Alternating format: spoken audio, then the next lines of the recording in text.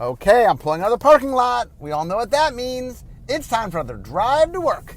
I'm going to drop off my daughter at work.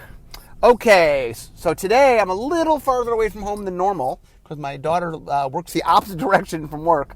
So we have a little bit longer podcast today. So I picked a topic that I thought I could talk about for a little bit longer, and that is the color pie. I love talking about the color pie, obviously, for new listeners that have not listened to my show before. Okay, so I actually have talked about the color pie in general before. I did 3 podcasts on what I call the golden trifecta, which are Richard Garfield's 3 genius ideas that got created when magic was made. So this one specifically is on doing new things in the color pie. So today I'm going to talk about how do we do something new in the color pie. And there are 3 ways that I could come up with that could happen. Maybe as I'm talking today, I'll come up with a 4th way. But there's 3 ways. So there's 3 different ways that you can get something in a color that it's never been before. So let's walk through those. So way number 1 is what we'll call a bend, which is, let me give you the short version, then I'll give you the long version. So short version is we're playing in space and we want to do something because we're in a certain theme, and so we push things into colors that don't normally do them. That's a bend. A break is when we push something into colors that undermines its weakness. So breaks we don't like to do. Bends we're willing to do. Although even bends, we want to make sure we don't do too many bends. Number 2 is we come up with a brand new ability we've never done before. So we have to pick a color for it that it hasn't been in. It's never existed before. And number 3 is when we make a conscious decision to move something in the color pie. And I'll talk about when and how we do that. So those are the 3 ways that you get something in the color pie that's not been there before. And so we're going to walk through all 3 of those to sort of talk about how those happen. Okay, so we're going to start with bends. So for example, let's say we are doing War of the Spark. And there's a Planeswalker theme in the set. Well, maybe we want to care about Planeswalkers in ways we haven't before. Maybe we want to let colors go interact with Planeswalkers in a new way. Or maybe we're doing a graveyard set. And normally, black and green and white a little bit deal with the graveyard. But blue and red don't deal as much with the graveyard. And we want to play up that theme. The idea of a bend is whatever the set is doing and we're pushing towards, we'd like to let all the colors have some access to the major theme. But not all colors naturally necessarily do that. And so it requires us sort of pushing in that direction. When we're in an artifact world, we got to push toward caring about artifacts. We're in an enchantment world, we got to push toward caring about enchantments. Wherever we are, we have to find ways to do that. And usually the key to that is, when we're trying to do a bend, is try to stay true to the essence of what the color is. So for example, I'll use graveyard just as a clean example. We were trying to find things for red and blue to do. Black, for example, in the graveyard, black is number 1 about the graveyard, green's number 2. So black and green naturally, just every set, have some interaction with the graveyard. Black's going to raise dead and reanimate, and green's going to regrowth and maybe have a creature come back from the graveyard. White, we do every once in a while. White will sometimes bring back small things from the graveyard. But blue and red don't do a lot in the graveyard. So when we're trying to do a graveyard set, we're like, okay, well, what could blue or red do in the graveyard? So one of the things, for example, that pops up is they're the colors that care more about spells, more about instants and sorceries. Okay, well, maybe this is the place where they're getting back spells from the graveyard. So, for example, we made a cycle of cards in Odyssey, which was a graveyard set, where it enters the battlefield and returns a card from the graveyard of the appropriate type. Well, black obviously had Gravedigger, right? It went and got a creature. But it's like, what are other colors going to do? And that's when we start looking and saying, okay, well, what would different colors get out of the graveyard? And like white's like, oh, well, white could get an enchantment or an artifact. Blue could get an instant. Red could get a sorcery. I think green got land, although green can do regrowth, so green really can do anything. But when we divvy them up, we let green have land. So the idea essentially is when you're trying to do something and when you're bending something, you sort of want to figure out, well, I want to do something that feels natural for the color I'm putting it into. So I'm not trying to sort of reinvent the wheel or reinvent the color pie, reinvent the color wheel. I am trying to figure out how to do something that plays in natural space. So I care about the graveyard, and I'm in red and blue, well, maybe I care about spells. Maybe I care about casting spells at the graveyard. Blue, for example, also has some affinities for artifacts. Maybe blue can get artifacts out of the graveyard. Or maybe, for example, there's things that interact with the graveyard in some way. Now, for example, in Odyssey, Flashback got introduced. That's the first set that had Flashback. And we made a conscious choice to go, oh, well, blue, for example, is a spell color, as is red. Maybe blue and red will just have more flashback spells. That's the mechanic that we put in the set. And because it was a new mechanic, we had some flexibility where to put it. But okay, well, maybe we'll care more about this thing. And that's another way you can do the bend sometimes is look at what the set is doing, look at where the set is reaching and sort of push in those directions. Like War of the Spark, okay, we care about Planeswalkers. We don't normally get to care about Planeswalkers. Normally in a set there's only 3 mythic rare Planeswalkers. Well, it's very hard to make common cards that refer to Planeswalkers when there's just not that many Planeswalkers. And so a lot of what we would do is we'd say, oh, I want to reference a creature. Oh, wait. Could I say creature or Planeswalker? So sometimes we can bend by just extending normal effects, but letting it affect something it doesn't normally do. Like, for example, when you are caring about your theme, you're just looking for opportunities to take cards you normally take and care about it a little different. Here's another example. We are on Theros. Theros is more aura-centric. It has an enchantment theme and also really cares about auras. So one of the things we might look for is say, is there some effect we would normally do, but we can turn it into an aura? For example, green normally does giant growth. Well, what if we did a flash aura that granted, +3/+3 or +2/+2? And the idea being, okay, it's an aura, it sticks around, so it's a little bit different than a giant growth. It's permanent, not temporary. But, okay, well, that's the way in this set the green could kind of get a giant growth, but now it plays into the larger theme. It's an enchantment. It's an aura. There's a lot of things in the set that care about those things, and it's a way for you to sort of go, oh, well, I could both get my giant growth effect and be an aura. Another popular thing we'll do when we want to care about auras is we'll just up our removal into aura space. Now, normally you have pacifism, you have sort of dehydration, but you could do a little bit more of -N stuff in black, for example. Or sometimes we'll do things where we'll make the spell where you put it on a creature and then at some time it's got to be sacrificed. So it does kill it, but it leaves it around for a little bit of time because auras allow you to have memory over time. You can do some things that are a little trickier to do with just spells.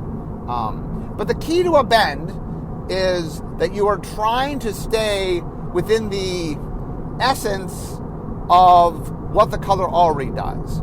A good bend is not doing something where you go, like a good bend is you see they go, oh, I've never seen that before, but oh, that feels right. You know what I'm saying? That the best bends feel like you're just making slight tweaks of existing things in color, but just leaning toward whatever the theme that you're trying to do is. And that it's a sign to me of a great bend is something where it feels super flavorful, it feels in color, but when you stop to think about it, like, oh, yeah, I don't know if they've ever done that before. That to me is the perfect bend. Now, sometimes, the other reason we'll sometimes do bends is we're trying to hit a story point, for example. I will use an example since I am 8 weeks out. I can use an example from Throne of Eldraine, because by the time you guys hear this, you'll know Throne of Eldraine. There's a card in Throne of Eldraine, I don't remember the name of it, but in the story, will the story be known by then? Let's see, what's it? Yeah, you guys will know the story by then. I always feel odd when I'm telling you about stuff that you currently, but when I'm talking, you guys don't know, but I know that I do this ahead of time, so you guys will know, but it always freaks me out a little bit because I'm like, they don't know that yet, but okay. Future you guys know this. Anyway, in the story, the king of the White Kingdom, Ardenvale, disappears. That's the father of Rowan and Will. And it turns out that, I don't want to spoil the story. It turns out that a character I won't name, because if you haven't read the book yet, he gets transformed into something. That's the way they hide him. and into a stag is what it gets transformed into. So we wanted to reference that in the game. And so we had a lot of back and forth about, now normally transformation in Magic's in blue. Blue's the color transformation. But we wanted to turn him into a stag, which is a very, very green animal, and we wanted to do it with an aura. And so the idea was, can we do this in green? Like, well, it is not where green normally goes, but, okay, green has done a little bit of transformational stuff. It's probably number 2 in transformational stuff. So the idea was, okay, we're trying to turn someone into a stag.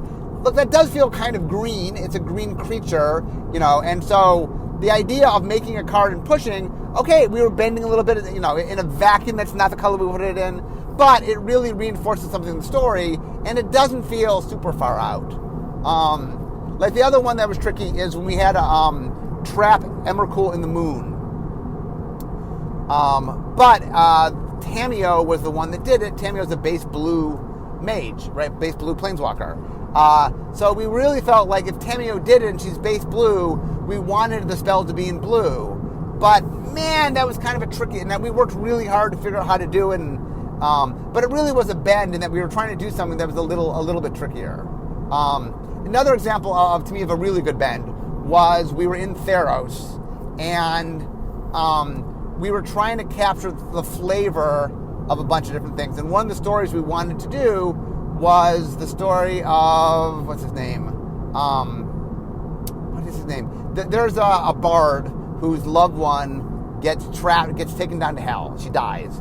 And he goes to rescue her. He goes into Hades to rescue her.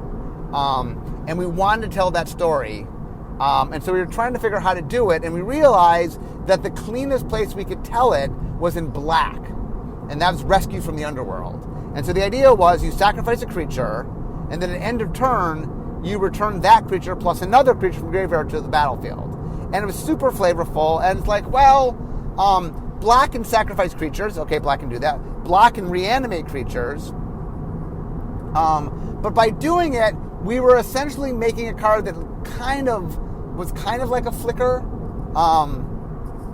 because you remove a creature, and when you bring it back, you trigger any enter the battlefield effect. So it had a little bit of a flickering effect, but that's not something that black does. But we're like, the component pieces are things that black does, and the overall flavor is really flavorful for what we're trying to do. And it's like, okay, yeah, we're bending a little bit. We're sort of pushing a little bit in space. That's a little bit new. But it was such a home run hit for all the component pieces that we did that. Like I said, part of today, one of the ongoing things in general is there's a certain amount of intuition that has to go into this. That when we talk through stuff, whenever we try to do something we haven't done before, it comes before the color pie, the Council of Colors. And the group has to judge, like, does this make sense? And one of the things that when we grade them is we talk about why is it being done, and one of them is it's a bend. And like I said, the key to the bend is, does it feel right? Another part of it is it a bend and not a break? If it's a break, we don't want to do it. We don't want to undermine the colors. But it's sort of like, does it feel right? Like, one of the things that you have to do, the sniff test, if you will, is check and see, okay, am I doing something that when I sort of stand back and think about it, does it feel right for the color? Because another thing that's important for the color pie is not just that it's matching what the color has done, but the overall essence of it feels right. And that is something we're very conscious of and we think a lot about. Okay, number 2, we're doing a brand new effect. We're just doing an effect we've never done before. And this one I'll bring up is something that people who read my blog will know, got a lot of discussion on my blog. So there's a card in the latest Commander 2019 called Leadership Vacuum. And the card is return all commanders to their owner's command zone, I think is what the card says. So basically, we were making a commander product. We were trying to do something new. We'd never returned things to the command zone before. We'd return, we never, so if you think I did a whole podcast on zones and zone changes, command is a zone, we don't do a lot of things that interact about changing zones in which it interacts with a command zone. We don't do a lot of that. But we're doing a commander product and like, okay, this is, and once again, when we make new things, we are always what I call format agnostic, which is we don't know how the components of the game will get used. Meaning, we have different zones and things. And right now, the command zone is primarily a commander thing. I think like Plane Chase and Arch Enemy might use it technically to put their deck and stuff, but we don't know. I mean, once the command zone exists, we can interact with the command zone, and maybe another format will come up someday that really cares about the command zone. So when we make, whenever we make something, we make it agnostic to formats, meaning we just make it and make it feel true to the color pie as a whole. And the idea is, when I talk about Magic being more than one game, look, we make a shared rule set and a shared group of cards, and then the formats will do with them what they will. Here's the question about Leadership Vacuum real quick. And this is all the argument on my blog. Leadership Vacuum takes all commanders and puts them back to the command zone of their owner. Now, in Commander, anytime a commander would change zones, you can choose to put it to the command zone instead of the zone that it was going to go to. So if I have some sort of black kill spell, a murder or something, and destroy target commander, let's say I had commander murder, destroy target commander, that card would put the commander into the graveyard, but the owner of the commander, if they chose, and because you can recast commanders from the command zone, most of the time you'll do this, they would choose to put it in the command zone. Likewise, if I had a card that said exile target commander or exile all commanders in white, that also would put the commanders back in the command zone. So the complaint was that right now, white and black, for example, and red, I guess, have the ability, because they have pinpoint creature destruction. They can destroy the creature, they can exile the creature, they can do damage to the creature. All those effects in Commander essentially send it to the command zone. And blue has never been able to send something directly to command zone because it doesn't have pinpoint creature destruction. So let's talk about the spell. We're making the spell. We want to return all commanders to the command zone. So we, the Color Pie Council, are like, well, before it even gets to the Color Pie Council, the people making the set, people making the card, are like, oh, well, what color does that feel like? Who else does something, what color does the closest to this? That's usually when you make a new ability, is you think about existing abilities. And the first thing you asked is, what is the closest to this that Magic can do? Okay, so what is this card doing? Well, it's taking all the commanders and saying, okay, you're going to go back from where you came from. You all came from the command zone. We're going to send you back there. And we're like, okay, you're taking something and you're returning it to the place from which it was cast, the zone from which it was cast, and the opponent can cast it again. And we're like, okay, well, that feels like an unsummon. It's different. It's commanders are unique in that they're the only card cast not from the hand. I take that back. There are cards cast from the graveyard. But other than being cast from the hand or cast from the graveyard, there's not a lot of places you cast cards from. And so we're like, okay, well, this feels a lot like an unsummon. And then someone said, well, but be aware, there's a side effect of this. If you unsummon something to the hand, they can just cast it at the same cost they could cast it before. But there's a rule in Commander that when you send something to the command zone, there's a tax on it. It costs 2 more to cast the second time. So if you cast it normally, let's say it costs 3 mana. The first time you cast it costs 3 mana. Well, the second time you cast it now costs 5 mana. And the third time you cast it costs 7 mana. So the issue is, not only are you unsummoning it essentially, but you are taxing it. And we're like, okay, well, blue is secondary in taxing, white's primary in taxing, blue's secondary. Blue has mana leaks, blue has what we call spell armor, which is, it costs 2 more to target the creature. It's something we've been experimenting with as a hexproof variant. We've done it a bunch of times. That's just R&D's internal name for it. Or sometimes we call it frost armor. I don't know. It's got a bunch of different names. But anyway, the idea is it costs more to target the creature. It's not that the creature can't be targeted. It just costs more to target the creature. Anyway, so blue does taxing. I mean, white's primary, but blue's secondary in taxing. So unsummoning is really blue. Taxing is kind of blue. Okay, well, this very much feels like a blue card. Now, the issue is we don't care. Like, we're looking in a vacuum. What does this card do? Well, it takes a particular card, a commander in this case, in the battlefield, and it moves it to the command zone. Well, what does murder do? That takes a creature and moves it from the battlefield to the graveyard. What does... Pick your favorite exile spell. It takes a creature from the graveyard, from the battlefield, and puts it in the exile zone. So each of those is a different effect. Now, I understand in the Commander format, due to the rules of Commander, those effects are more similar. But that's not, the Color Pie console doesn't care about what the format does to effects. It looks at them in a vacuum. Okay, well this effect goes from this zone to that zone, this effect goes from this zone to that zone, this effect goes from this zone to that zone. Those are 3 different zones. Okay, those are different effects, and different colors are going to do them differently. Black's more likely to kill something, white's more likely to exile something, blue's more likely to bounce something. You know, those are different effects. And so we're not going to, we don't take into account that within the confines of Commander, these effects are similar to one another. That's just not, because there's always new formats, there's always new ways to play Magic. You know, if we made every decision based upon sort of the current mix, you would make an inconsistent system moving forward, because, you know, Commander right now is super popular. And I believe Commander will be popular for a long time. I don't think Commander is going anywhere. But we can't design assuming Commander's always around. We design, you know, assuming that we're doing the effects that we do. And look, Commander will make use of the cards as we make use of the cards. So here's a similar parallel. This is not quite Color Pie, but it's a similar example.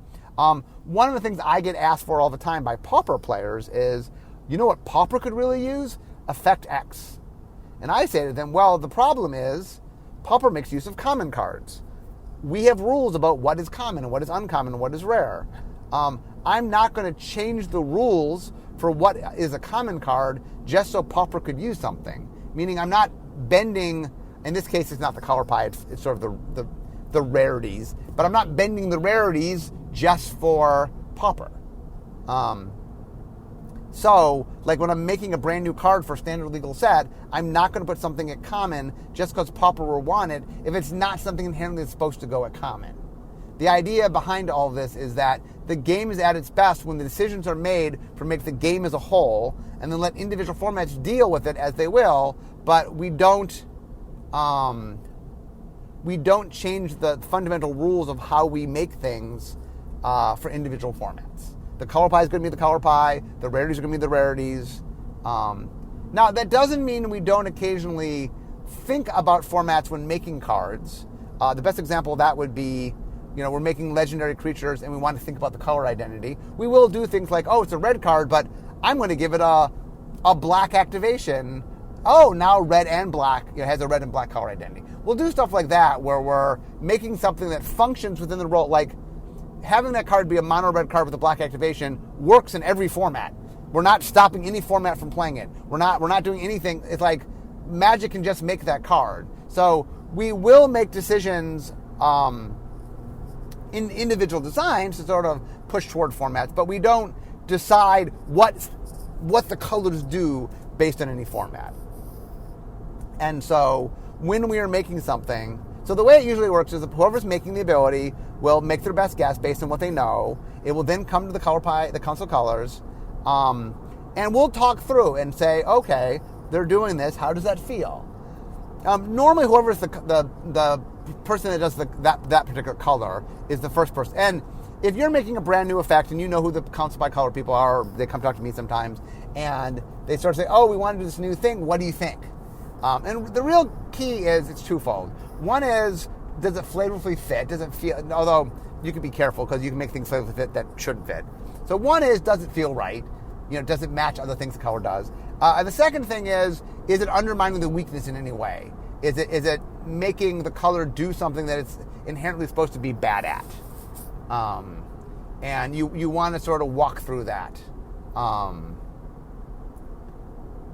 And you know, that is the biggest thing when you're trying to sort of make a new effect is you want it to feel natural, you want it to feel something that feels an extension of the color, and you just want to be careful that you're not, like, one of the things that can happen is it is possible to take things a color can do, combine them in ways that let the color do something it's not supposed to do. The classic example of this is green is supposed to have a problem killing creatures.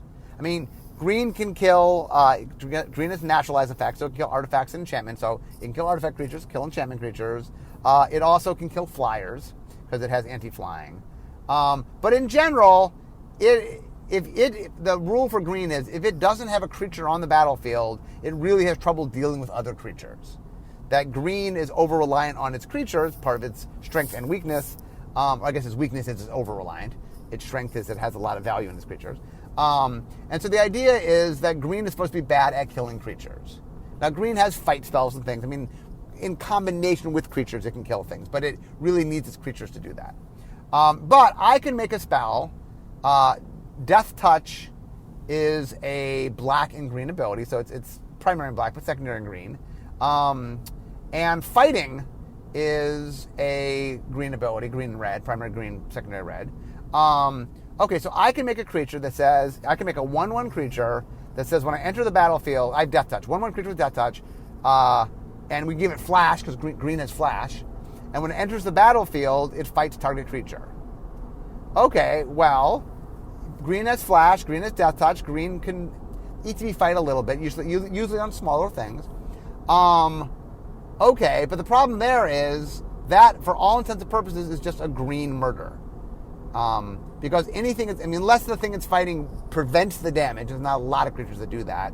Essentially what's going to happen is it's going to enter the battlefield, it's going to fight with something, it's going to do damage to it, it's got Death Touch, so it'll kill it, it's got 1 toughness, so anything but a 0 power creature is going to kill it.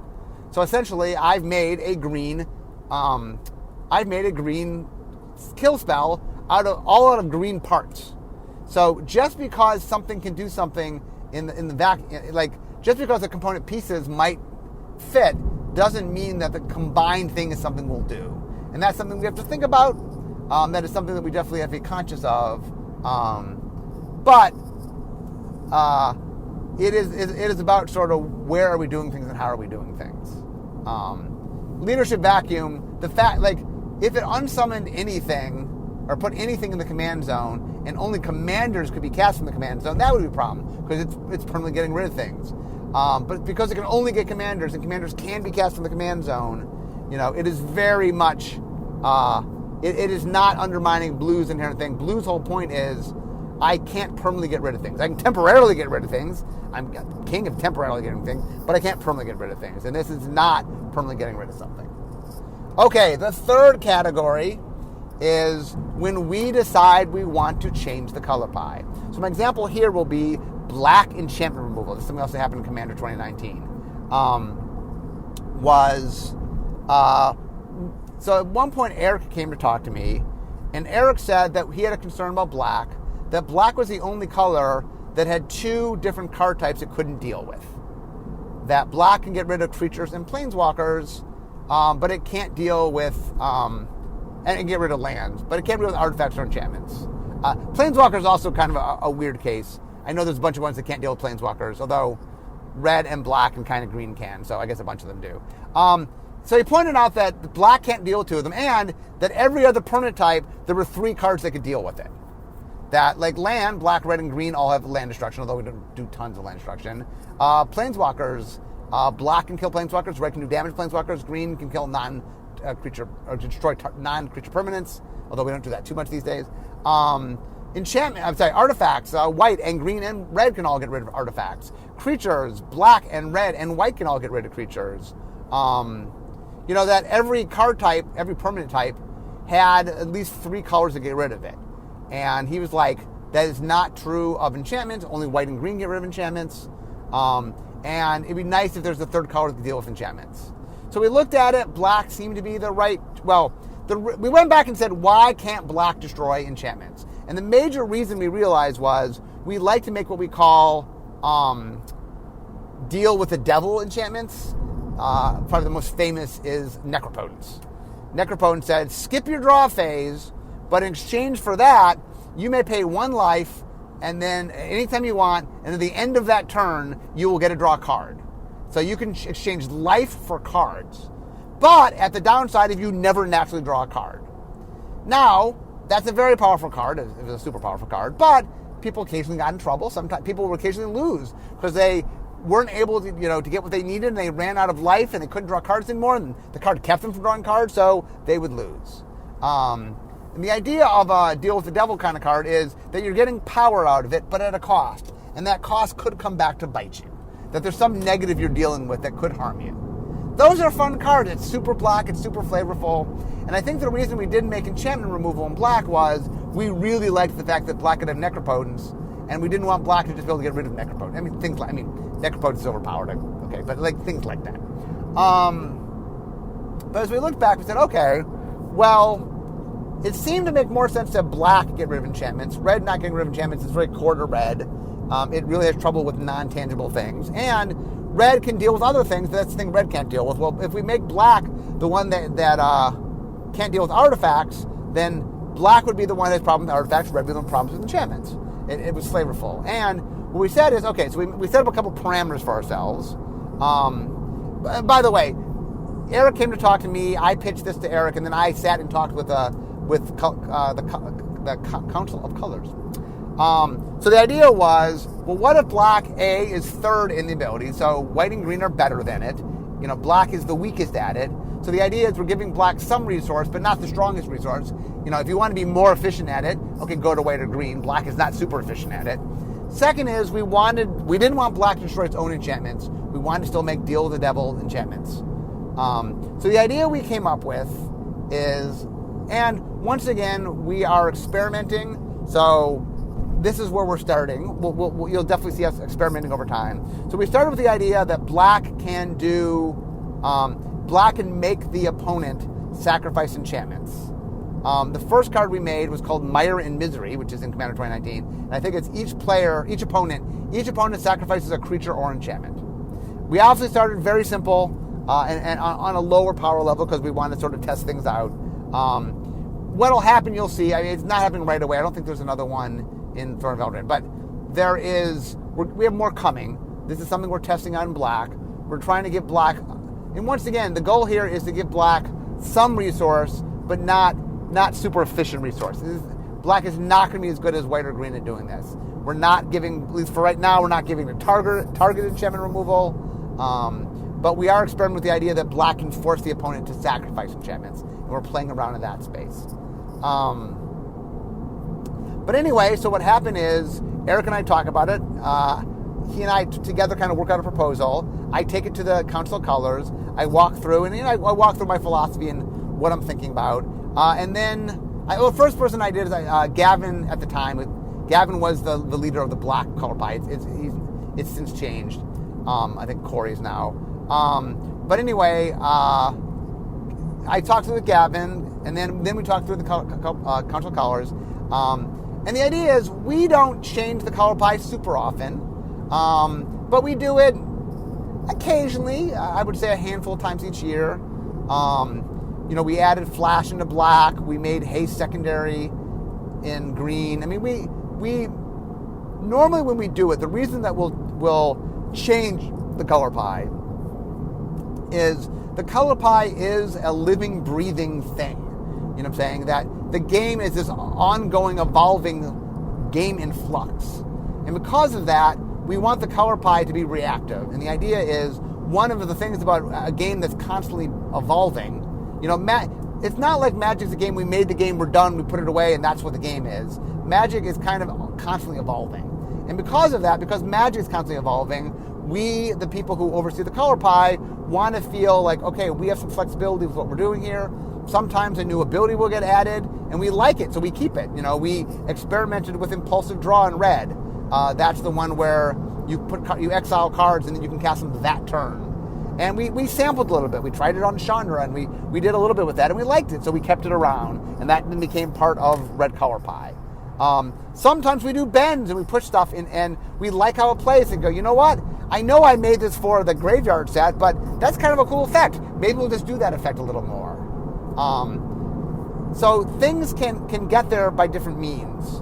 But sometimes the change is a little more, we're going, we recognize this problem. This is happening. How do we solve this problem? Oftentimes play design will come to us and say, or set design, and say, I'm trying to make my set. It wasn't until I did that, I had this unique problem to solve, that I recognized a weakness in the system, because we've never done this before, or just the way we're mixing is pushing against something that has always been weak, but because we don't do it that often, it's just hard to recognize it. But now that we're making it a major thing, I'm recognizing a weakness in the system. And then one of the things about Magic is because we're constantly innovating and pushing in new places, we're always sort of finding things that need to be fixed. And so when that happens, they come to the Color Pie Council. We'll work to create a solution. Sometimes we experiment. A good example of that is one of the notes we got from the Commander people is that white and red are a little bit weaker in Commander. We spent the last couple of years focusing a little bit more on red. Now we've been focusing a little bit more on white, but we're trying to find things that are naturally in color, that feel in color, but are pushing in new space. So for example, I can, once again, because Throne Eldraine is out, there's a card, I think it's called Happily Ever After, where it lets everybody draw a card in white. Everybody's drawing, what? So one of the things we're experimenting with in white is the idea that the reason that white isn't good at card draw is that it has all the answers. It's the color that has the most answers. And that we don't want white to have all its answers in its hand, because one of white's weakness is, while it has all the different answers, they're spread apart a lot of different cards. And so if white doesn't know what to expect, it's not very flexible. So the idea here is that if white is drawing cards at the same rate that its opponents are drawing threats, then it's not going up in answers. And so we're experimenting with it. Now, once again, you have to be careful how many cards you draw. There's a point at which you're drawing enough cards it doesn't matter, that people are just discarding and stuff. So right now we're drawing a smaller number of cards. But anyway, we're experimenting in that space. That is something we haven't done before. And we're trying, because we're trying to figure out, we want to adapt, Commander as a format. And it's interesting, while we don't make individual decisions about what does what, we are reflective of understanding that certain formats might need certain needs within the Color Pie. And that is something that is the one place where the Color Pie, I guess, is less completely format agnostic, in the sense that we do think about, are there needs for colors based on how people are playing Magic? So that is a little bit more tied to how people are playing.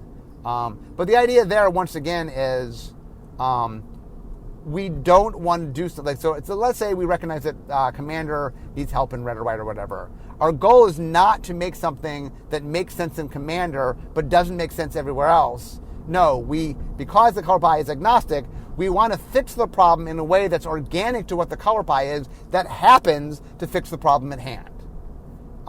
We don't want to make something say, well, if you're playing this format, yeah, this will feel okay. But if you're playing other formats, it won't feel okay. No, we don't want to do that. And so that's something we're very conscious of, is when we're trying to carve new space out, we want to make sure that we are making something that's organic to the game as a whole. And that, if you go back and listen to my podcast on the Color Pie, one of the things I really like to hammer home is the Color Pie is the source of the game. To me, it's the building, the foundation of Magic. The mechanics come from the Color Pie. The flavor comes from the Color Pie. Our worlds, our factioning, our structure is built around the Color Pie. There's a reason why in design we make cycles. There's a reason why there's draft archetypes. Like the colors are so organic to the nature of how the game is made that it's really important that the Color Pie sort of live free of all the different ways to play, so that it's this tool. Like, one of the big things of making the game of Magic is we are making this very robust, two things. There's the rule system, and not just the rule system, but the Color Pie, how the rarities function, sort of the overall structure of how we make Magic. And then there is the individual cards that are the offshoot of those decisions. And that system is then, there's many, many different ways to play Magic. Magic is really sort of this structure by which people can then create and play the game. Now, there's a lot of formats that we create as the people who make the game, but there's a lot of formats that you all create. Commander was made by the players. Pauper made by the players. Wizards made Standard, made Booster Draft, but most of the formats outside of the main formats, even Modern, even though we made Modern, there were people external doing things very similar to it that pushed us to make Modern. Even Modern really was an extension of stuff the audience was doing, like Tom Lapilli, for example, before he worked at Wizards. One of the things that we're very conscious of is we, the maker of the game, are kind of and the keepers of the Color Pie. It is a very important tool that the game rests upon. And so there has to be times we have to spread the color pie. There has to be new things in colors. And today's podcast was all about how and why we do that. It is not something we do lightly. It is not something we do without a lot of thought. But it is something we have to do, and it's something that's important to do. Like if you said to me, okay, we're going to lock down the color pie, nothing's ever going to get added, I would say to you that's going to cause a huge problem long term. That would be detrimental to the game. I like the fact that the color pie is a living, breathing thing. I like the fact that it's evolving and changing. I think we have to be careful. The reason there's a whole team dedicated to it is I do think we have to sort of think long and hard about how we use the colors and execute the colors. But it is something that I'm glad that we're willing to be able to make changes and have it adapt with time. That allows us to adapt to new ways to play, allows us to adapt to new themes, to new formats, to new sets, and it really lets us make Magic the best that it can be. See how we're doing on time today. Anyway, so as predicted, I took 10 extra minutes. So anyway, I hope you guys enjoyed today's topic. It was always fun talking about the color pie. And I'm now at work, so we all know what that means. It means the end of my drive to work. So instead of talking magic, it's time for me to make magic. I'll see you guys next time.